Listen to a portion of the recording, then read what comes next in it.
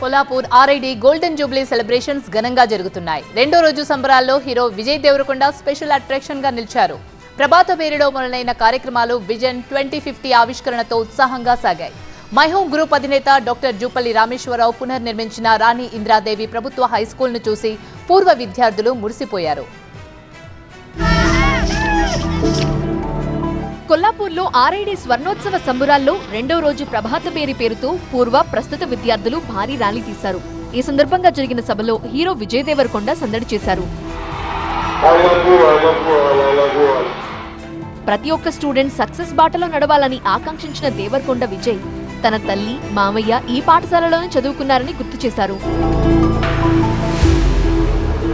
చారిత్రక ఆర్ఐడి పాఠశాలను ఆధునిక హంగులతో పునర్నిర్మించారు పూర్వ విద్యార్థి మై హోమ్ గ్రూప్ అధినేత జూపల్లి రామేశ్వరరావు. సైన్స్, కంప్యూటర్ ల్యాబ్తో పాటు లైబ్రరీ, డిజిటల్ క్లాస్ రూమ్లు అత్యాధునికంగా రూపుదిద్దుకున్నాయి. ఈ ఆధునిక ఆర్ఐడి హై స్కూల్ ను మంత్రి జూపల్లి కృష్ణారావు, హీరో విజయ్ దేవరకొండ ప్రారంభించారు. ప్రతి తరగతులను కలియతిరిగి పరిశీలించారు. ఆ తరువాత రాజా బంగ్లాలో జరిగిన సంబరాల్లో ఆర్ఐడి గోల్డెన్ జూబ్లీ పూర్వ విద్యార్థులు అరుదైన ఘనత సాధించారు.